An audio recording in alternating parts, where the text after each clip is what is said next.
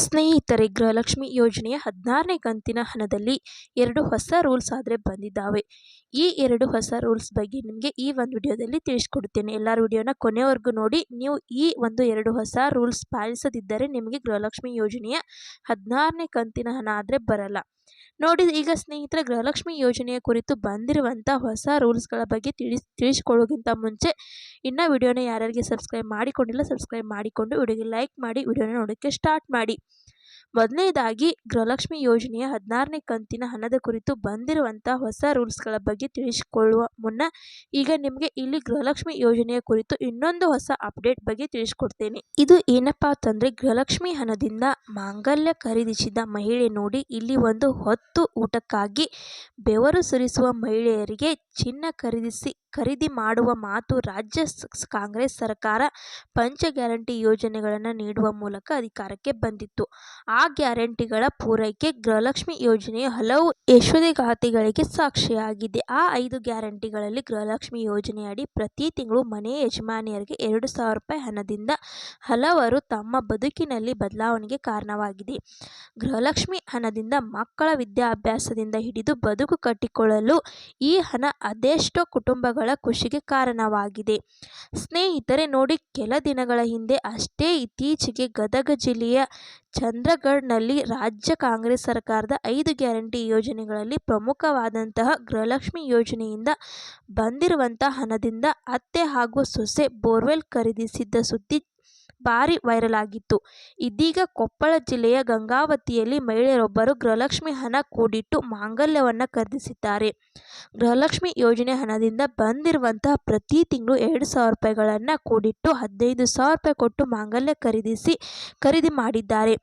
ಬಡ ಮಹಿಳೆಯರಿಂದ ಕಿವಿಯೋಲೆ ಹಾಗೂ ಬೆಂಡಾಲಿ ಖರೀದಿ ಮಾಡಿದ್ದಾರೆ. ಗೃಹಲಕ್ಷ್ಮಿ ಯೋಜನೆಯ ಕುರಿತು ಮುಖ್ಯಮಂತ್ರಿ ಸಿದ್ದರಾಮಯ್ಯನವರು ಸರ್ಕಾರಕ್ಕೆ ತುಂಬಾ ಧನ್ಯವಾದಗಳು ಎಂದು ಶಂಕರಮ್ಮ ನಾಯಕ್ ಸರ್ಕಾರಕ್ಕೆ ಧನ್ಯವಾದ ತಿಳಿಸಿದ್ದಾರೆ. ಗೃಹಲಕ್ಷ್ಮಿ ಹಣದಿಂದ ಮಾಂಗಲ್ಯ ಸರ ಖರೀದಿಸಿದ ಸುದ್ದಿ ತಿಳಿದು ಸಚಿವೆ ಲಕ್ಷ್ಮಿ ಹೆಬ್ಬಾಳ್ಕರ್ ಕೂಡ ಇಲ್ಲಿ ಮೆಚ್ಚುಗೆ ವ್ಯಕ್ತಪಡಿಸಿದ್ದಾರೆ. ಸ್ನೇಹಿತರೆ ನೋಡಿ, ಇಲ್ಲಿ ಮೆಚ್ಚುಗೆ ವ್ಯಕ್ತಪಡಿಸಿದ್ದಾರೆ. ಈ ರೀತಿಯಾಗಿ ಗೃಹಲಕ್ಷ್ಮಿ ಹಣದಿಂದ ಸಾಕಷ್ಟು ಬಡ ಮಹಿಳೆಯರಿಗೆ ಪ್ರತಿದಿನ ನಿತ್ಯ ನೋಡ್ತಾನೆ ಇರ್ತೀವಿ. ತುಂಬಾನೇ ಹೆಲ್ಪ್ ಆಗುತ್ತೆ. ನಿಮಗೆ ಆಗ್ತಿದ್ರೆ ನೀವು ಕಮೆಂಟ್ ಮುಖಾಂತರ ತಿಳಿಸಿ. ಹಾಗೇನೆ ವಿಡಿಯೋಗೆ ಲೈಕ್ ಮಾಡಿಬಿಟ್ಟು ಕಮೆಂಟ್ ಮುಖಾಂತರ ತಿಳಿಸಿ. ನಿಮಗೆ ಈ ಒಂದು ಹಣದಿಂದ ಏನೇನು ಉಪಯೋಗ ಆಗ್ತಿದೆ ಏನು ಅನ್ನುವಂಥದ್ದನ್ನು ಅಂದರೆ ನಿಮ್ಮ ಬಗ್ಗೆನೂ ನೆಕ್ಸ್ಟ್ ಒಂದು ವಿಡಿಯೋದಲ್ಲಿ ಆದರೆ ಹೇಳೋಣ. ಈಗ 16ನೇ ಕಂತಿನ ಹಣದಲ್ಲಿ ಬಂದಿರುವಂಥ ಹೊಸ ರೂಲ್ಸ್ಗಳ ಏನು ಅನ್ನುವಂಥದ್ದನ್ನು ನೀವು ಕೇಳೋದಾದರೆ ಸ್ನೇಹಿತರೆ, ಮೊದಲನೇದಾಗಿ ಗೃಹಲಕ್ಷ್ಮಿ ಯೋಜನೆಯ ಹಣ ಏನಾಗ್ತಿದೆ ಅಂದರೆ, ಒಂದೇ ದಿನದಲ್ಲಿ ಎಲ್ಲರ ಖಾತೆಗೆ ಹಣ ಜಮಾ ಆಗ್ತಿಲ್ಲ. SBI ಬ್ಯಾಂಕಲ್ಲಿ ಅಕೌಂಟ್ ಇರೋರಿಗೆ ಮೊದಲು, ಕೆನರಾ ಬ್ಯಾಂಕಲ್ಲಿ ಅಕೌಂಟ್ ಇರೋರಿಗೆ ಮೊದಲು ಜಮಾ ಆಗ್ತಿದೆ. ಈ ರೀತಿಯಾಗಿ ಅವರಿಗೆ ಮೊದಲು ಹಣ ಜಮಾ ಆಗ್ತಿದೆ ಅನ್ನುವಂಥದ್ದನ್ನು ಒಂದು ಮಹಿಳೆಯರಿಗೆ ಏನು ಮಾಡ್ತಿದ್ದಾರೆ ಅಂದರೆ, ಮೊದಲು ಅವರಿಗೆ ಬರ್ತಿದೆ ಅಂದ್ಬಿಟ್ಟು ಅದೇ ಬ್ಯಾಂಕ್ ಅಕೌಂಟ್ ಹೋಗಿದ್ದಾರೆ. ಈ ರೀತಿಯಾಗಿ ಮಾಡ್ತಿದ್ದಾರೆ. ಈ ರೀತಿಯಾಗಿ ಮಾಡಬೇಡಿ. ಒಂದು ದಿನ ಲೇಟ್ ಆದರೂ ನಿಮ್ಮದು ಯಾವುದೇ ಬ್ಯಾಂಕ್ ಇರಲಿ ಎಲ್ಲ ಮಹಿಳೆಯರು ಹಣ ಬರುತ್ತೆ. ಒಂದೆರಡು ದಿನ ಲೇಟ್ ಆಗುತ್ತೆ ಅಷ್ಟೇ. ನೀವು ಹಾಗಂತ ಹೋಗಿ ಬೇರೆ ಅಕೌಂಟ್ ಚೇಂಜ್ ಮಾಡಿಸಿದ್ರೆ ನಿಮಗೆ ಸಮಸ್ಯೆ ಆಗುತ್ತೆ. ಮತ್ತೆ ನೀವು ಅದರಿಂದ ಆಧಾರ್ ಕಾರ್ಡ್ ಲಿಂಕ್ ಮಾಡಬೇಕಾಗುತ್ತೆ. ಇನ್ನು ನೀವು ಆ ರೀತಿ ಮಾಡೋಕೆ ಹೋದರೆ ಒಂದೆರಡು ತಿಂಗಳು ನಿಮಗೆ ಗೃಹಲಕ್ಷ್ಮಿ ಹಣ ಬರೋದು ಸ್ಟಾಪ್ ಆಗುತ್ತೆ.